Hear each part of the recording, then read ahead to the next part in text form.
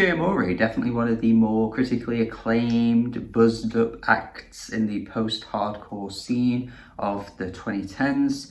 Even before Stage 4, they had a lot of attention on them, a lot of eyes on them, because their albums before that were really good. But I think once they hit Stage 4 in 2016, that was the point where people really started to look at them as a very different kind of band in the genre. The entire theme and concept, which I don't need to really go into detail about, of that album, because it is incredibly heavy, it was really on point. Like, it was just so on point. The lyrics from start to finish were just so well thought out.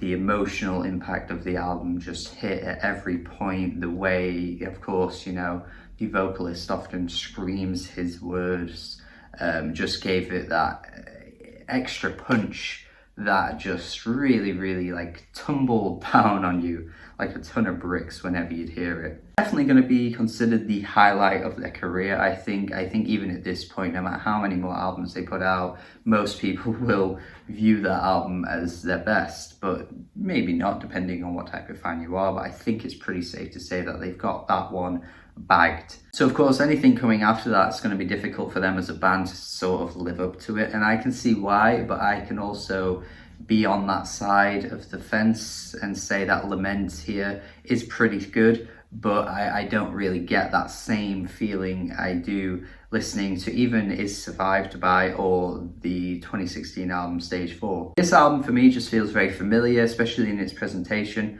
Stylistically, you know, musically, it is very much just giving us what we've been given in the past.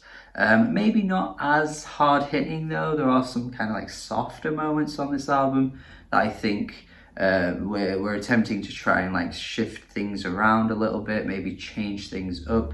They land fairly well, but I just don't really get that same oomph from this album as I have in the past. Not bad by any means. I think often the lyrics just don't pack that punch at times, particularly on tracks like Reminders, where I do feel like they hit a few lyrical duds throughout the track. I think you could word some things in the track a little bit better and have it have a bit more of an impact, because I know that that's what they've been able to do in the past, but I just think this time around it wasn't quite as sharp in its delivery and sharp in the way that it's written. I'd say the track with the Manchester Orchestra feature feels a little mismatched.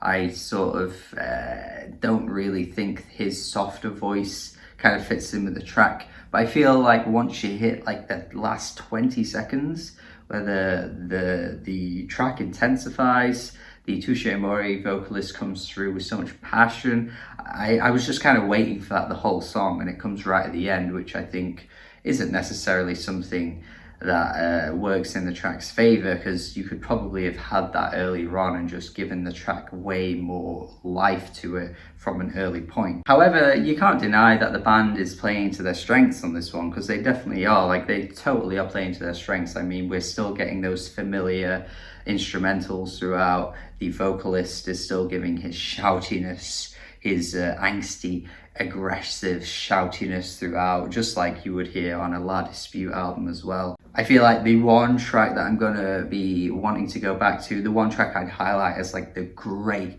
track on the entire thing, has got to be I'll Be Your Host. For me, this track just reminds me a lot of like the classic days of post-hardcore, the late 90s, early 2000s, maybe something like perhaps At the Drive-In, similarly to that. The chanting chorus, it's just an instantly memorable refrain. I'll be your host. Just totally unforgettable. Like, as soon as this track comes on, I feel like I'm instantly ready for it, and I just always want to go back to this particular track whenever the album's done. The song Savoring definitely feels like the lead singer just lingering on to the person that perhaps they've lost. Of course, we know that he has definitely lost a very significant person in his life based on Stage 4, and it sort of still feels like that's still lingering on in his mind. Perhaps he's still lamenting on that. Essentially here, he's talking about how that one person keeps him grounded. and on the chorus how he's saying that, you know, without that person he just gets lost at sea. So once again we are getting those interesting lyrical themes throughout this album, which we would always expect from Touché Amoré since the beginning of their career, really. I would just argue that it's not always as sharp and as on point as what that we've heard from them in the past, with tracks like Deflector as well, which I've already mentioned throughout, that the lyrics aren't always sharp on this album. But this one, saying how, you know, he'll test the water before he dives right in on the chorus, just very cliche type stuff, really simple, straightforward imagery being presented here. I mean, we know what that means, but I think you could word it in a more, I guess, less on the nose type of way, which, to be fair, on a previous track he does say how, you know, he's never been too subtle, so maybe I'm the fool here. Once you get to the final track, it slows completely down, a softer version of what you'd expect from Touché Amoré here.